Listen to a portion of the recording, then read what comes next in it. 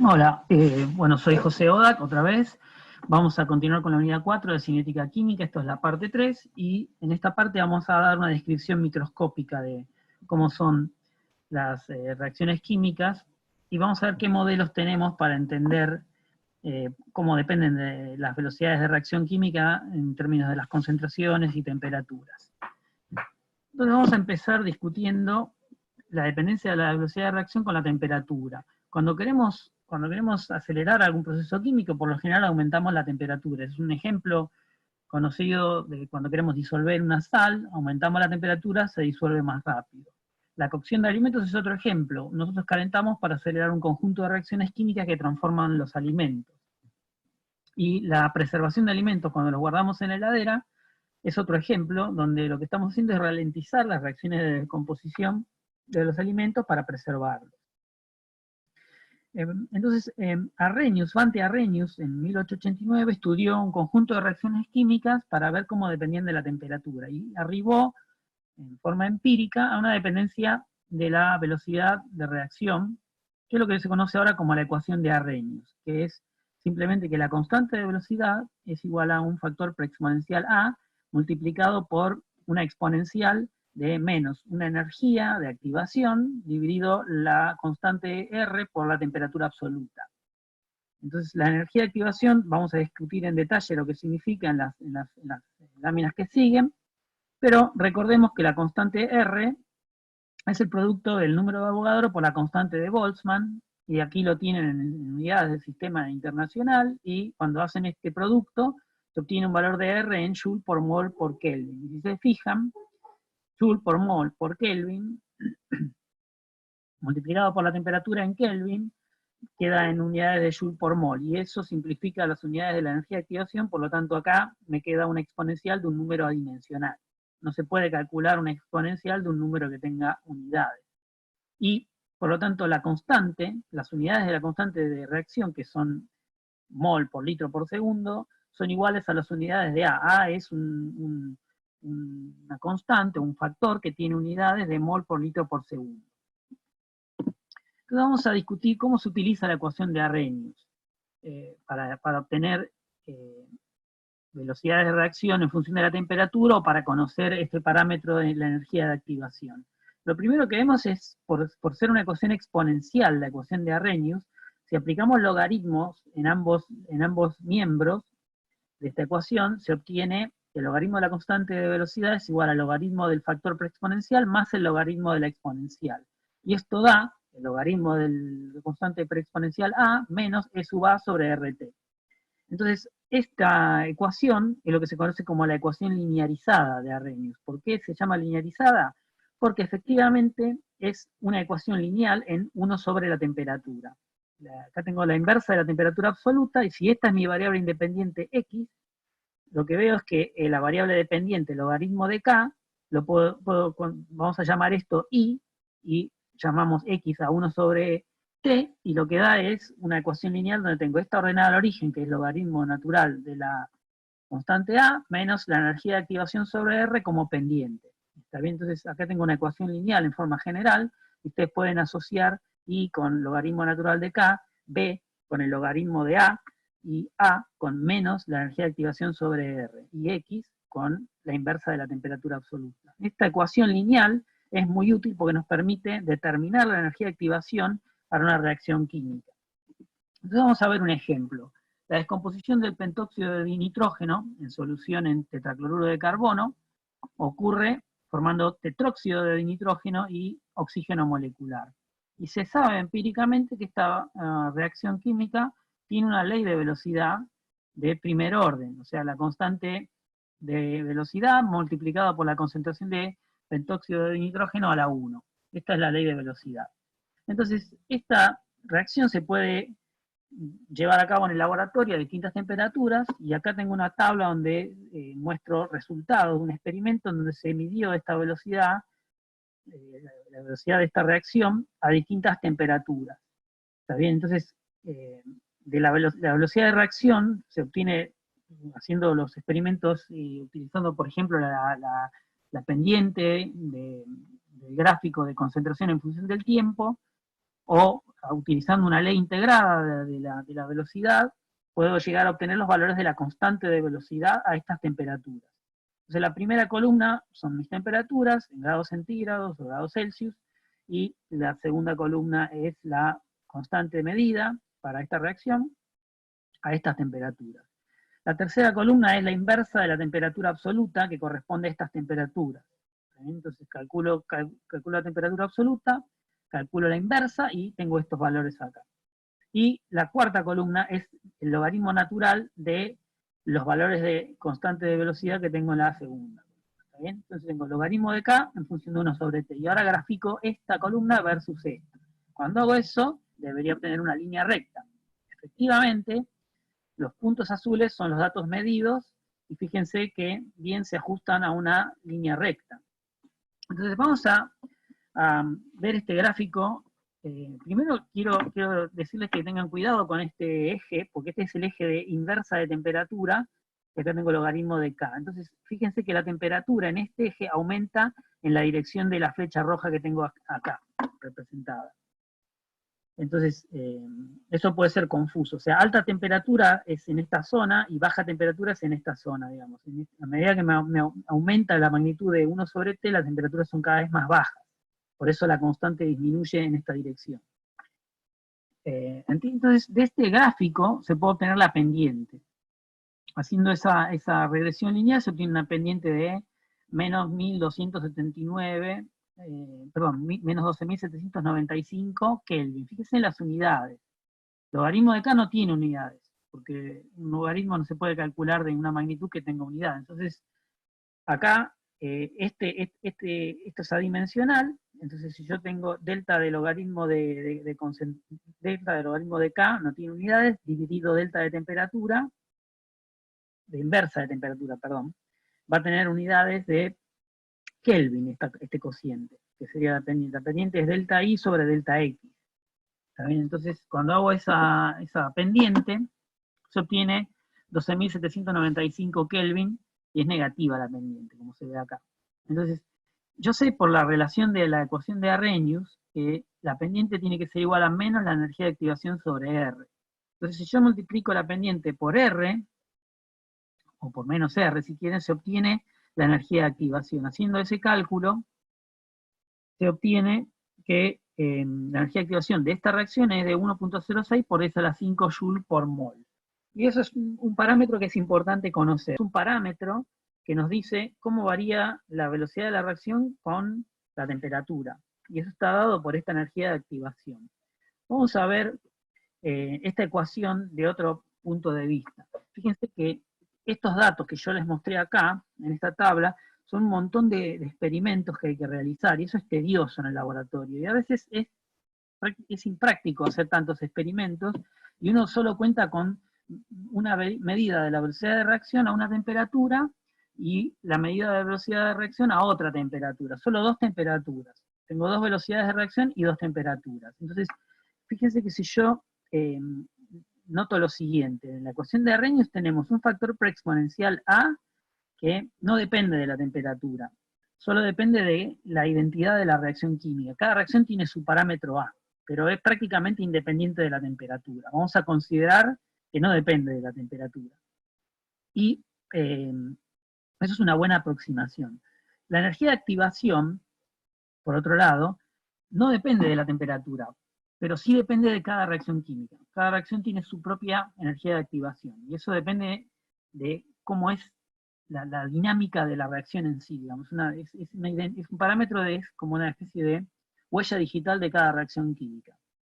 Pero si yo sé que A es la misma para una reacción química, aun cuando la haya medido a distintas temperaturas, entonces yo puedo escribir la ecuación de Arrhenius a dos temperaturas distintas. Esta es a una temperatura T2, tengo la constante de reacción a T2, y acá tengo 1 sobre T2. Entonces, tengo también esta misma ecuación escrita para una temperatura T1, donde tengo otra constante de velocidad, la constante K a T1, y esto es igual a A menos la energía de activación sobre R por 1 sobre T1.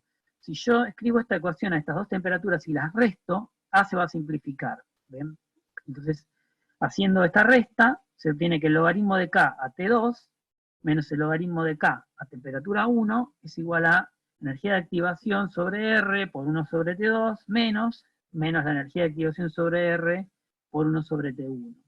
Y haciendo esta cuenta que tengo acá, lo que se obtiene es, utilizando la propiedad de que una diferencia de logaritmos es igual al logaritmo de un cociente, yo tengo que el logaritmo de la constante medida T2 dividido la constante de la temperatura 1 tiene que ser igual a menos la energía de activación sobre R por 1 sobre T2 menos 1 sobre T1. Esta ecuación es muy útil porque me permite, midiendo la velocidad de reacción o la constante de velocidad medida a dos temperaturas, me permite calcular la energía de activación. Yo puedo despejar la energía de activación si conozco T2, T1, y K de T2 y K de T1.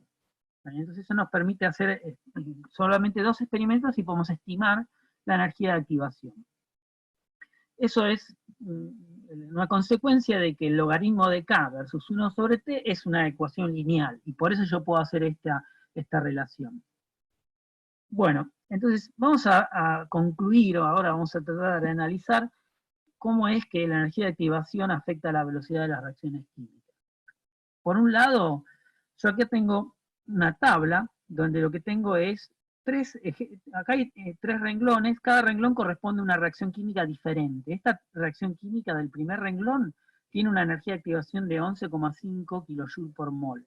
La reacción del segundo renglón tiene una energía de activación de 51,7 kJ por mol. Y la del tercer renglón tiene una energía de activación de 103,4 kJ por mol. Como ven, a una dada temperatura, por ejemplo a 300 Kelvin, el factor exponencial de la ecuación de Arrhenius para esta energía de activación me da 10 a la menos 2 a 300 Kelvin. Si aumento la energía de activación un factor 10, o sea, esta es otra, me voy a una reacción que tiene, en lugar de 11,5, tiene 103 kJ por mol de energía de activación. Fíjense que el factor exponencial va a disminuir desde 10 a la menos 2 hasta 10 a la menos 18, o sea, disminuye 16 órdenes de magnitud. Es una variación gigantesca realmente para la velocidad de la reacción, porque la velocidad de la reacción es proporcional a este factor. Por lo tanto, si este factor disminuye 16 órdenes de magnitud, también lo hará la velocidad de reacción. O sea, fíjense cuánto depende por haber aumentado la velocidad por haber aumentado la energía de activación un factor 10, la velocidad de la reacción a una temperatura dada, a 300 Kelvin, disminuye 16 órdenes de magnitud. Por otro lado, si yo considero el efecto de la temperatura, vamos a decir que ahora vamos a mirar un renglón, la reacción que tiene esta energía de activación, 11,5 kJ por mol. Si me fijo cuánto vale el factor exponencial a 300 Kelvin y a 600 Kelvin, o sea, estoy duplicando la temperatura absoluta, fíjense que el factor exponencial va de 10 a la menos 2 a 10 a la menos 1. O sea que duplicando la temperatura aumentó 10 veces la velocidad de reacción. Y eso es cierto para esta energía de activación. Pero fíjense que si yo tuviese otra reacción que tiene 10 veces más energía de activación, o sea, 103,4 kJ por mol, fíjense que para el mismo cambio de temperatura, estoy duplicando la temperatura de 300 Kelvin a 600 Kelvin, fíjense que ahora la velocidad de reacción no aumentó un factor 10 como acá, sino que en este caso, por ser más alta la energía de activación, la velocidad de reacción o el factor exponencial, en realidad, aumentó 9 órdenes de magnitud, va de 10 a la menos 18 a 10 a la menos 9. O sea que el efecto de la temperatura sobre una velocidad de reacción química va a depender de la magnitud de la energía de activación. Ahora, la velocidad de la reacción depende muy marcadamente de la energía de activación. Si yo a una dada temperatura cambio un poquito la energía de activación, cambia muchísimo la velocidad de la reacción. ¿Está bien? Pero para una dada energía de activación, el cambio que se observa con el cambio de temperatura va a depender de la magnitud que tenga de la energía de activación. Esto es un poco contraintuitivo, pero es así porque esto es una dependencia exponencial. Entonces, nosotros no estamos habituados a pensar exponencialmente, nosotros imaginamos tendencias lineales. Si duplico el tiempo, se duplica la distancia recorrida, por ejemplo, pero cuando uno tiene una relación exponencial, las cosas cambian muchísimo. Entonces, fíjense, analicen, miren esta tabla en detalle, porque nos dice mucho de cómo es que realmente se comporta la cinética de las reacciones químicas con la temperatura. Bueno, continuemos entonces con un poco de descripción microscópica. Ahora, ¿cómo es que podemos modelar los mecanismos de reacción química? Vamos a ver el modelo más sencillo, que es el modelo de una teoría de las colisiones, como se denomina este modelo. Entonces, vamos a discutir este modelo. Modelo que supone que las moléculas de reactivos tienen que colisionar para poder reaccionar. Entonces, el número de colisiones por unidad de tiempo es la máxima velocidad de formación de los productos. Esto significa que algunas de las colisiones no son efectivas y no conducen a reacción química. Simplemente dos moléculas colisionan y rebotan, pero no se forma producto. Algunas de las colisiones sí producen reacción. Entonces, como máximo, cada colisión produciendo reacción sería que el número de colisiones me da la velocidad de reacción, pero en realidad el número de colisiones que realmente producen reacción es menor, porque algunas colisiones no son efectivas. Hay dos fenómenos que modulan qué proporción de las colisiones producen reacción. Por un lado es que algunas de las colisiones, a pesar de tener la energía correcta, no producen reacción, porque chocan las moléculas con orientación inadecuada, por ejemplo. Ahora vamos a ver eso un poco más de detalle. Y la segunda variable es que la energía tiene que ser al menos un cierto valor para que se produzca la reacción. O sea, si las moléculas colisionan a muy baja velocidad, la reacción no ocurre, pero si las moléculas ocurren con una velocidad suficientemente alta, entonces sí hay chance de que reaccionen. Bueno, entonces, en resumen, a este modelo lo que dice es que la velocidad de reacción es proporcional al número de colisiones por segundo. Este símbolo que parece una letra alfa es en realidad proporcional a. Quiere decir que la velocidad es el número de colisiones multiplicado por un factor, que no está escrito acá en esta ecuación. Esto es lo que significa este símbolo que tengo aquí. Entonces, el modelo es consistente con el efecto de las concentraciones y con el efecto de las temperaturas. Vamos a ver cómo es que este modelo tan sencillo de las colisiones nos explica la dependencia de la ley de velocidad con las concentraciones y también la dependencia con la temperatura. Entonces, eso es lo que vamos a ver en las siguientes láminas. Bueno, por un lado, vamos a considerar una reacción química sencilla como esta que tengo escrita acá, que A más B forma un producto. Entonces, la ley de velocidad sería la velocidad es igual a la derivada de la concentración de producto con respecto al tiempo, y esto es igual a una constante por la concentración de A por la concentración de B. ¿No? Tenemos una reacción donde tengo una cinética de orden 1 en A y orden 1 en B. ¿Está bien? O sea, este sería efectivamente un paso elemental. Digamos. Este es el proceso por el cual A con B reaccionan para formar el producto. Entonces, ¿cómo la teoría de las colisiones explica esta dependencia lineal en A y en B? Muy simple. Supongamos que tenemos dos moléculas en un sistema reaccionando. Si yo tengo una molécula de A y una molécula de B, hay una única colisión posible que es la de A con B, obviamente. Ahora imagínense que agrego una molécula de B y tengo una de A y dos de B. Entonces ahora va a haber dos colisiones posibles, A con esta molécula de B o A con la otra molécula de B. O sea, al duplicar la concentración de B, el número de moléculas de B, se duplica el número de colisiones posibles, por lo tanto, la velocidad de la reacción es el doble de lo que sería si hubiese la mitad de las moléculas de B. O sea, es una dependencia lineal con el número de moléculas de B. Y análogamente, si duplicara el número de moléculas de A, y mantengo constante el número de moléculas de B, supongamos que tengo dos de A y una de B, también tengo dos colisiones. O sea, tengo el doble de colisiones posibles y por lo tanto el doble de chance de producir reacción y por lo tanto el doble de velocidad. Noten que si duplico la concentración de A y la concentración de B, tengo un factor 2 por las moléculas de A y un factor 2 por las moléculas de B. Y eso lo pueden ver acá. Si yo tengo dos moléculas de A y dos moléculas de B, ahora tengo 4 colisiones posibles. Fíjense que se cuadruplica. Al duplicar esta y esta, se cuadruplica la velocidad de reacción, el número de colisiones posibles. ¿También? Porque he duplicado las dos concentraciones, o sea que es lineal en el número de moléculas de A y lineal en el número de moléculas de B. Fíjense que si ahora paso a tener 3 moléculas de B y 2 de A, ahora tengo 6 colisiones posibles, porque cada una de estas moléculas tiene 3 distintas colisiones, y esta otra tiene otras 3 distintas colisiones para ocurrir. Por lo tanto, aquí aumenté, con respecto al caso anterior, que tenía 4 moléculas, 2 y 2, ahora tengo 2 y 3.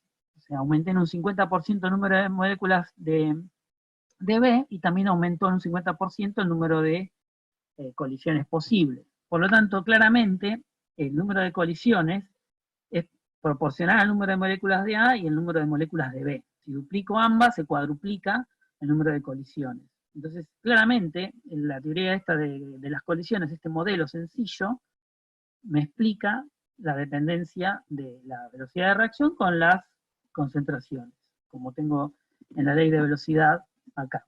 Si duplico A y duplico B, se cuadruplica la velocidad de reacción. Si solo duplico B, se duplica la velocidad de concentración, y si solo duplico A, se duplica la velocidad de reacción. Entonces, es evidente que contando el número de colisiones posibles, va de acuerdo con la ley de velocidad que yo observo para esta reacción química. ¿Cómo explica la teoría de las colisiones el efecto de las temperaturas? Vamos a ver, entonces, cómo es que ocurre si yo tengo que tener una colisión entre la molécula de A y la molécula de B para que se produzca la reacción química, entonces tengo que prestarle atención a la velocidad con la que colisionan las moléculas de A y de B. Y eso está dado por la distribución de Maxwell-Boltzmann. Eso es algo que ya han discutido antes, y acá lo que tengo es la proporción de moléculas con respecto al total de moléculas que tienen una determinada velocidad, ¿no? O sea, la proporción de moléculas que tienen una velocidad determinada. Entonces, si yo hago esa gráfica, lo que tengo es una curva. La curva azul está dada a una temperatura de 273 Kelvin, que es 0 grados centígrados, y la curva roja es el mismo sistema, pero a una temperatura más alta, 500 Kelvin. Entonces, si yo me fijo, por ejemplo, cuántas moléculas del total, qué proporción del total tienen una velocidad de traslación superior a, por ejemplo, 500 metros por segundo. Entonces dibujo una línea vertical acá de 500 metros por segundo, y el área abajo de la curva, de la distribución de Maxwell-Boltzmann, el área es el número de moléculas que tiene una velocidad superior a 500 metros por segundo. Entonces, bajo la curva azul tengo esta sombra acá celeste, y bajo la curva roja tengo una área mucho más grande. Entonces, claramente a 500 Kelvin, el número de moléculas con velocidades mayores que 500 metros por segundo es mucho mayor que a 273 Kelvin. Entonces, los impactos moleculares a 500 Kelvin ocurren en promedio a mayor velocidad, porque hay más moléculas que tienen velocidades más altas. Y recuerden que la energía cinética es proporcional al cuadrado de la velocidad. O sea, la energía cinética de una molécula, la energía translacional, es un medio de la masa de la molécula por su velocidad al cuadrado. Entonces, aumentando la velocidad de las moléculas, aumento la energía de la colisión enormemente, porque esto depende del cuadrado de la velocidad. Entonces es claro que si yo aumento la temperatura, va a aumentar la proporción de moléculas que se mueven más rápido, y por lo tanto va a haber más colisiones que superan el umbral mínimo de energía. Recuerden que esto era una suposición del modelo de la teoría de las colisiones, que es que las moléculas tienen que tener una energía de colisión mínima para que se produzca la reacción. Por lo tanto, eso se va a satisfacer con más probabilidad a temperaturas más altas. Por lo tanto, la teoría esta de las colisiones explica que a mayor temperatura la velocidad de la reacción es más alta, porque hay más colisiones con mayor energía. Entonces, ¿qué significado físico tiene la energía de activación?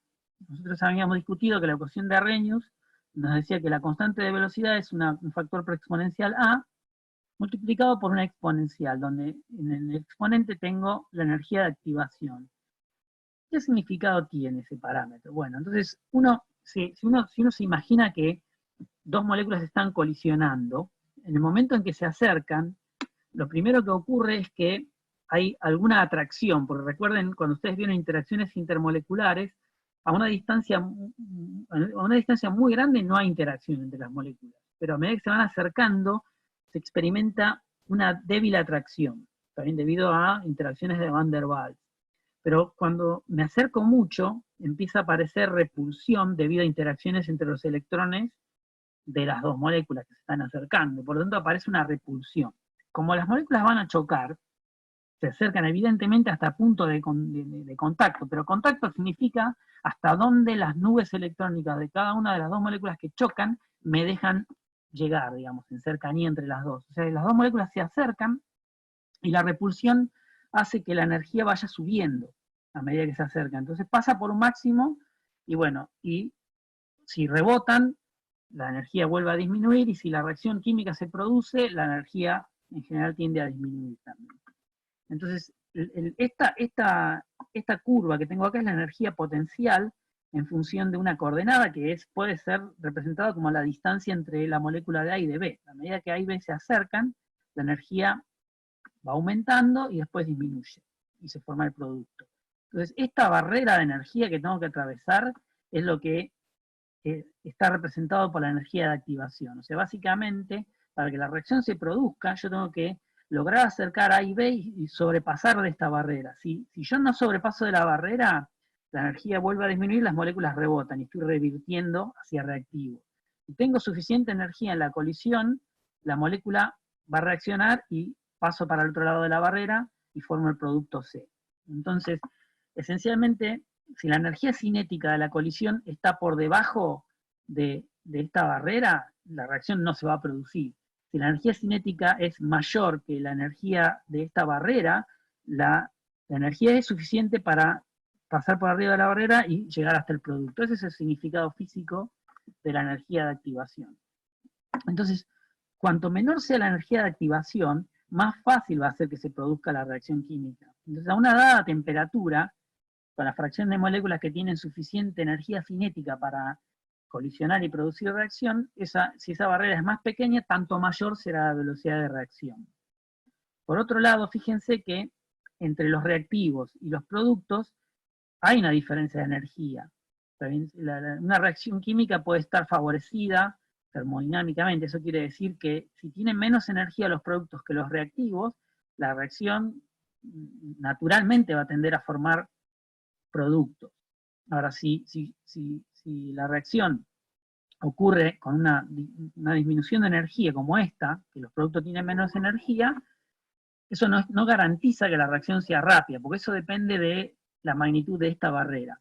Y otra cosa que tienen que observar es que el producto podría revertir a reactivos, pero tengo una barrera mucho más grande, porque en este caso C, el producto tiene menos energía que los reactivos. Entonces, si la curva tiene esta forma, la energía de activación de la reacción inversa es todavía más grande que la reacción de ida. O sea que si yo tengo una reacción que de A y B forma producto, pero también es posible que el producto se descomponga y genere A y B, eso va a ocurrir más lento porque la energía de activación de la reacción inversa, que es la descomposición de C para dar A y B, tiene una energía de activación más grande.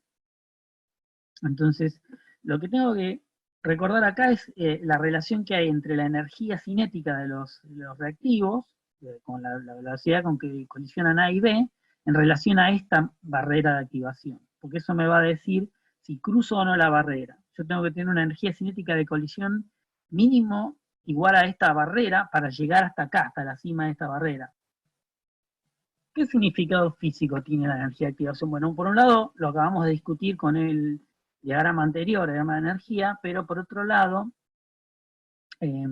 veamos pragmáticamente qué significado tiene. Si yo tengo una reacción química, supongamos que tenemos una reacción química que tiene una energía de activación. Entonces, yo sé que al aumentar la temperatura, la velocidad de la reacción va a aumentar. Ahora, si yo tuviese una reacción que no tiene energía de activación, o sea, tiene una energía de activación igual a 0, su velocidad no depende de la temperatura.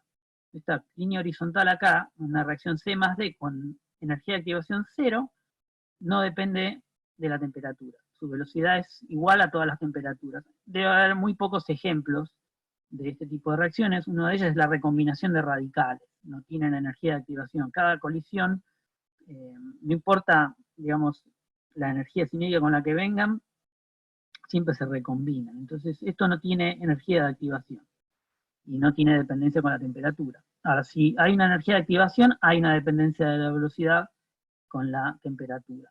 Por otro lado, si yo tengo dos reacciones químicas que forman un mismo producto, vamos a suponer que tengo A más B que forma producto, o C más D que forma producto.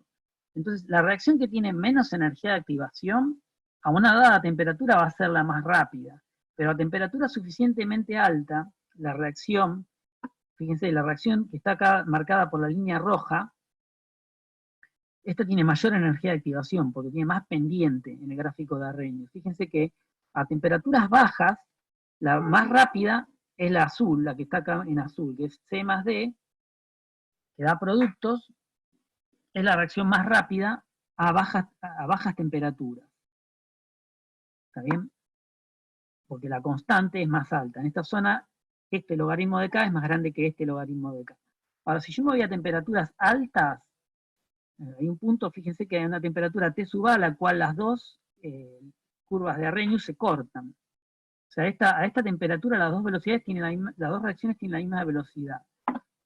Por encima de esta temperatura, que es en esta zona de acá, la reacción que está escrita en rojo es la que tiene mayor velocidad. Esta tiene logaritmo de K más grande que el logaritmo de K para la curva azul. Entonces, la moraleja, digamos, la conclusión de esto es que si yo tengo dos reacciones que forman un mismo producto, la reacción que tiene mayor energía de activación va a ser más rápida a una temperatura suficientemente alta que la que tiene menos energía de activación.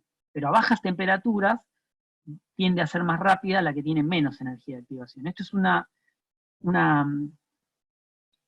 propiedad que muchas veces no es tenida en cuenta, digamos. A veces uno elige la reacción de menor energía de activación porque es la más rápida, pero a una temperatura suficientemente alta, capaz que hay otra reacción que le gana. Si se trata de producir producto en una fábrica donde produce una industria química que produce un producto químico y hay dos reacciones químicas, una tiene una energía de activación el doble que la otra, y si yo tengo como variable, si yo puedo trabajar a temperaturas altas, me conviene elegir la reacción de mayor energía de activación, porque la temperatura más alta produce más producto por unidad de tiempo que la que tiene menos energía de activación.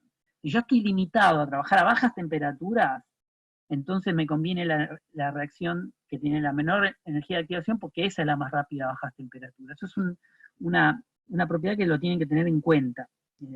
Cuando se les pregunta qué velocidad, qué reacción es la más rápida o cuál es la más conveniente, eso va a depender en parte de qué variables yo pueda manejar. En la industria química muchas veces se prefiere trabajar a una temperatura alta porque ahí la reacción química que tiene una gran energía de activación produce más producto por unidad de tiempo. Entonces, vamos a ver qué significado físico tiene el factor preexponencial, porque hasta ahora venimos discutiendo el significado físico de la energía de activación, pero del factor preexponencial todavía no discutimos. Entonces, ahora vamos a centrarnos en esto. Entonces, supongamos que tenemos una reacción como esta, donde un ion yoduro colisiona con una molécula de bromuro de metilo y forma yoduro de metilo más bromuro. O sea, es un intercambio de yoduro por bromuro en esta molécula. Entonces, por un lado, sabemos que las moléculas tienen que chocar de manera que se transfiera energía, digamos, tienen que tener una energía mínima para poder pasar por encima de la barrera dada por la energía de activación de esta reacción química. Entonces, pero además de eso, se tiene que cumplir que la colisión entre el yoduro y el bromuro de metilo transfieran energía al enlace químico que hay que romper, porque hay que romper el enlace bromo-carbono para que salga el bromuro de la molécula y entre el yoduro. Entonces, evidentemente, el enlace que hay que romper es el carbono-bromo. Entonces, si la colisión no transfiere energía a ese enlace, no se va a romper ese enlace. Por lo tanto, las moléculas tienen que colisionar de manera tal que la energía vaya preferentemente a esa unión química. ¿Está bien? Entonces, el factor A lo podemos desglosar como una frecuencia de colisiones Z, que es simplemente el número de colisiones por litro y por litro de sistema, ¿no?, que tengo. O sea, colisiones por unidad de volumen por unidad de tiempo. Sería Z. Y P es un factor de probabilidad o factor estérico que mide la forma en que colisionan las dos moléculas que reaccionan. Algunas de estas colisiones son inefectivas y otras, porque tienen la orientación incorrecta, digamos, son inefectivas, y otras son efectivas porque colisionan de manera tal que se transfiere la energía al enlace que se va a romper. Entonces, este factor de probabilidad de orientación estérico, para esta reacción, se sabe experimentalmente que de cada 167 choques entre ioduro y bromuro de metilo, se sabe que ocurre una sola vez por cada 167 colisiones de esta reacción. O sea, el 0,6% de las colisiones únicamente es efectiva para producir reacción. Bien, eso significa que P es 0,006, para que sea el 0,6% de las colisiones. Entonces, aparte de esto, el factor Z, hay modelos que nos permiten describir cómo depende esta frecuencia de colisiones, y tenemos el número de Avogadro acá al cuadrado, la velocidad relativa de acercamiento de las moléculas, y un radio, una sección eficaz, un radio efectivo de las moléculas que chocan. Eso es lo que está adentro de este factor Z. Pero esto, por el momento, no nos vamos a enfocar en esto. Simplemente les quiero decir que hay modelos para poder predecir esto. Y más adelante, en la carrera de química, se ven algunos de esos modelos. Pero por lo que tenemos que tener en cuenta ahora es que este factor preexponencial se puede ver como una frecuencia de colisiones multiplicado por un factor de orientación, un factor estérico que dice si la colisión es efectiva o no. Vamos a ver eso en forma gráfica. Esta reacción del ioduro con el bromuro de metilo, fíjense que si yo tengo el ioduro chocando en esta dirección, es obvio que va en la línea de este enlace, entonces es muy probable que le transfiera energía a este enlace que se va a romper. Efectivamente se sabe que si la colisión ocurre de esta manera, en esta orientación, se intercambia el ioduro por el bromuro. O sea, este ioduro choca con la molécula y el bromuro sale proyectado en la dirección opuesta. Fíjense que este tetraedro cambió de orientación en esta molécula acá. Entonces, evidentemente, esta molécula va a pasar por un estadio en el cual estos tres átomos están en una forma, en una orientación distinta. Digamos. Acá están orientados con un tetraedro hacia este lado y acá están orientados en esta otra dirección. Por lo tanto, todos los enlaces y las posiciones atómicas cambian durante la colisión. Ahora miremos una colisión que no es efectiva. Se sabe, por ejemplo, que si el ioduro impacta sobre la molécula de bromuro de metilo en esta configuración, lo que ocurre es que el ioduro rebota y no se produce la reacción, y simplemente parte de la energía cinética de la colisión se transfiere a las vibraciones de los enlaces químicos de esta molécula. Por otro lado, otra colisión que tampoco es efectiva es esta otra. Si el ioduro impacta sobre el átomo de bromo de la molécula, también rebota y lo único que se produce es incrementar la velocidad rotacional de esta molécula, pero no se produce reacción. O sea, estas dos colisiones, esta y esta, no son efectivas para producir reacción, pero esta sí es efectiva. Entonces, esto explica, o esto muestra de alguna manera, de qué estamos hablando cuando decimos que hay un factor estérico, digamos, un factor de orientación que se tiene que respetar en la colisión para que la colisión produzca reacción química.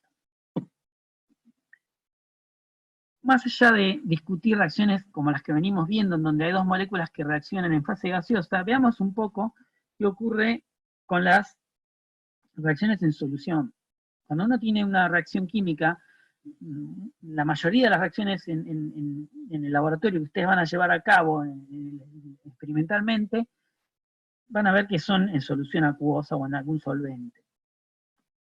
Entonces uno esperaría que, como el solvente es más viscoso, digamos, que un gas, uno imaginaría que las reacciones son muy lentas en solución. Sin embargo, esto no es así. Lo que ocurre es que cada molécula que va a reaccionar, acá ya tengo dos moléculas de reactivo, la molécula representada en rojo y la que está representada en verde, y están rodeadas de moléculas de solvente. Ahora, es como si todo el tiempo hay colisiones entre las moléculas de solvente y entre las moléculas de reactivo y solvente. Entonces es como si esta molécula se tiene que abrir paso a través del líquido para encontrar a la otra molécula de reactivo. Y eso ocurre por el fenómeno que se conoce como difusión, que simplemente se debe al movimiento aleatorio de todas las moléculas, y si uno sigue en el tiempo la posición de estas moléculas, va a encontrar que sigue una trayectoria errática, y cada tanto se encuentran, ¿no? En el momento que se encuentran, quedan atrapadas por el solvente, y ahora, si bien el encuentro demoró porque tardaron en encontrarse estas dos moléculas, una vez que se encuentran, al estar atrapadas pueden sufrir múltiples colisiones, y esto ayuda en realidad a que la reacción ocurra. Por lo tanto, a pesar de que las reacciones en solución uno hubiera esperado que sean muy lentas, son en realidad bastante rápidas, son muy rápidas de hecho, y la razón por la cual eso ocurre es porque los reactivos, una vez que están atrapados en esta especie de caja de solvente,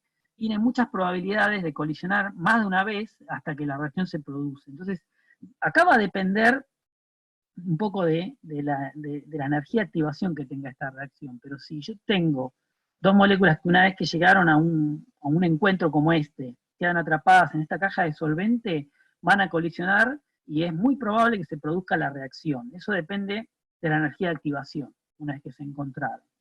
Y luego de que se formó el producto, fíjense acá, estas dos moléculas reaccionaron y formaron productos, aleatoriamente, los movimientos aleatorios a veces llevan a que estos dos eventualmente se separen y escapan y difunden. Continúa como si fuera el comienzo de esto, pero ahora ya tengo dos moléculas de producto acá. Fíjense que acá, una vez que se formó el par de encuentro, estas colisionan múltiples veces, pero es posible también que revierta y que se separen, que por los movimientos aleatorios de las moléculas, esto termine aislando A y B y la reacción no produzca producto. ¿Está bien? O sea que tanto es posible como que se forme producto por colisiones y reacción eventual, o que estas moléculas no lleguen a reaccionar y revierta hacia reactivo. Si la energía de activación de la reacción en cuestión es muy pequeña, está garantizado de que una vez que se formó el par de encuentro, con unas pocas colisiones, o probablemente una colisión, ya se produzca la reacción. Ahora, si la energía de activación es muy alta, es probable que del par de encuentro revierta hacia reactivos, porque si una vez que están juntas en la caja de solvente, digamos, las moléculas de reactivos necesitan de mucha energía para reaccionar, entonces hay una chance de que se vuelvan a separar. Entonces, esto es lo que está escrito acá, digamos, típicamente si la energía de activación es de menos de 25 kJ por mol, una vez que se formó el par de encuentro, está garantizada la reacción. Si la reacción tiene menos de 25 kJ por mol de energía de activación. Si tiene más, es posible que ocurra parte de estos pares de encuentro reviertan.